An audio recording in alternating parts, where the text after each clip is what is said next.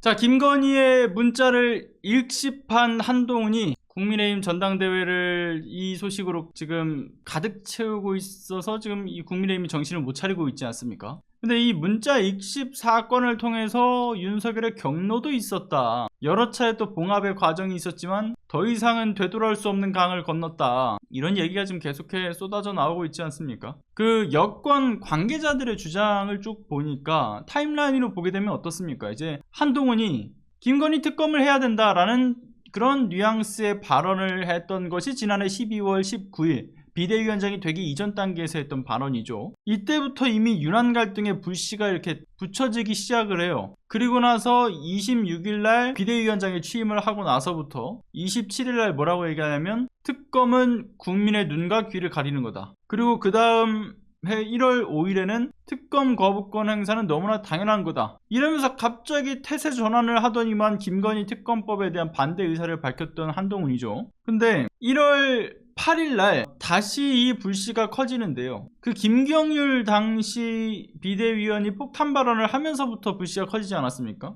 내가 김건희 리스크를 모두 다 알고 있는데 알면서도 이거 말 못할 뿐이다. 뭐 이렇게 발언을 했던 거잖아요. 그리고 같은 달 13일에도 그 박은식 당시 비대위원도 김건희 리스크에 대해서 대통령이 직접 나서라. 이런 저격을 하기도 했고요. 그래서 1월 15일 김건희의 첫 번째 문자가 갔던 거죠. 그런데 역시나 첫 번째부터 한동훈에게 읽씹을 당했고 문자를 읽고 그냥 씹어버렸다. 그리고 며칠 뒤인 1월 17일에 김경률의 그 김건희를 마리아 앙뚜아네트에 빗댔던 발언을 던졌던 것, 그리고 같은 날 한동훈이 국힘의 서울시당 신년 인사회에서 김경률의 마포울 출마를 발표를 해주면서 손까지 들어줬던 거. 야, 이거 김경률이 한동훈의 입을 지금 자처하고 있는 건 아니냐. 김경률이 김건희 보고 마리 앙뚜아네트라고 얘기한 것도 다 한동훈의 의중 아니냐. 이런 얘기가 확산이 됐죠. 그래서 그때 윤석열이 한동훈과 서로 이제 그 두 사람이 전화를 하는데 언젠까지 벌였다.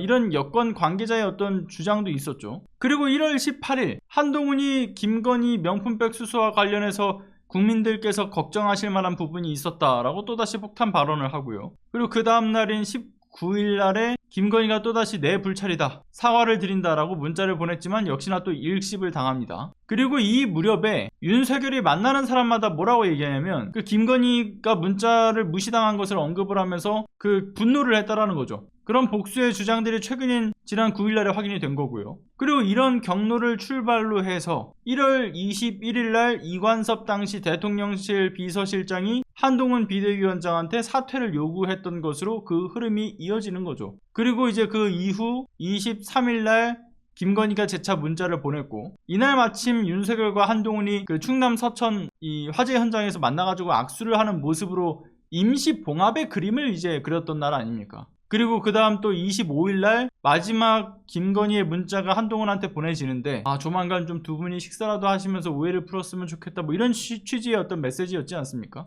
근데 결국은 이때도 무시를 당했어요. 근데 무시를 당하긴 했지만 나흘 뒤에 대통령실에서 오찬 회동으로 이어지긴 했죠. 그러나 결국 5번에 걸친 이 읽씹에 임시 봉합의 그림까지 여러 차례 만들어줬던 데다가 심지어 주변 친윤계 인사들도 윤석열한테 한동훈은 충정이 좀 있으니까 잘 다독여서 좀 가는 게 좋을 것 같습니다, 이렇게 건의를 한 것에 대해서도 그렇게 주변에서도 그렇고 지금 앞서 얘기했던 것처럼 기회도 많이 줬는데도 불구하고 이 한동훈이 저런 모습을 보이니까 윤석열이 이제 수차례 만나는 사람마다 야, 이런 새끼인데 내가 어떻게 믿냐. 요즘 언론에는 XX라고 되어 있습니다만은 읽혀지죠. 이런 취지로 이런 새끼 어떻게 믿냐라고 이런 취지로 경로를 했다라는 얘기도 나온 상황이지 않습니까? 그렇기 때문에 지금 여권에서는 윤한 관계가 복원되기는 힘들 거다라고 본다는 것 아니겠습니까? 그런데 말이죠, 제 아무리 윤한 관계가 틀어진다고 할지언정 저 두 사람이 할 수 있는 범주는 결국은 자기 측근들한테 험담을 쏟아내는 것, 서로 삐져가지고 틱틱대고 언쟁을 벌이는 것, 그 이상으로 더 할 수 있는 것은 저는 없다고 확신을 합니다. 그 윤석열 김건희에게 둘러싸여 있는 비위 문제에 있어서 최측근 오른팔이었던 한동훈이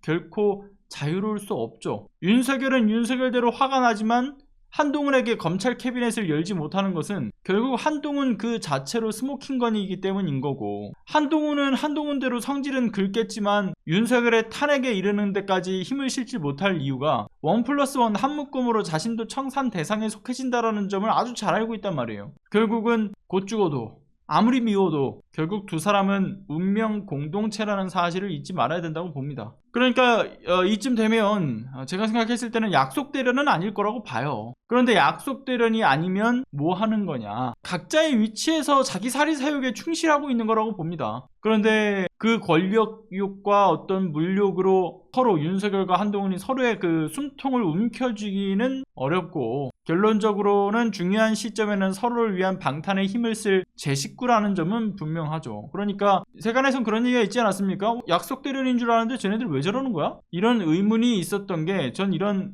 애증의 관계, 아니 운명 공동체인 것이 그 이유였다라고 봅니다. 그러니까 그냥 뒤에서 험담만 하고 서로 씹어대기만 바쁜 것이죠. 딱 거기까지라고 봐요. 아무튼 국민의힘에서 계속되는 이 김건희 문자 공방 속에서 서로 이 총선 패배의 책임을 미루는 모습들을 보면, 이거 국민들 입장에서는 야, 쟤네들은 우리가 뭐 때문에 심판을 했는지도 아직도 모른다, 정말 한심한 것들이다, 이런 평가가 뒤따를 수밖에 없다고 보고요. 이런 분노한 민심에 기름만 붓는 상황들이 계속 펼쳐지는 것인데, 국힘의 이런 지저분한 싸움, 결국 본인들에게 득될 거는 정말 하나도 없어 보이지 않습니까? 본인들에게 득될 거는 하나도 없어 보이는 이 상황 속에서 전당대회 이후에 벌어질 일들에 대해서 아무런 생각도 없는 것 같아요. 그냥 마치 오늘만 사는 사람들처럼 싸우고 있죠. 그래서 저는 개인적으로 이 소식들을 보게 되면 전 그냥 팝콘 먹으면서 지켜보는 재미가 있어 보이는 소식이다, 그런 생각이 듭니다. 국민의힘 내부의 이 아사리판 전국은 이제는 뭐 분노의 경지를 넘어서서 그냥 거의 내려놓고 보는 게, 그렇게 볼 수밖에 없죠. 보시면 지금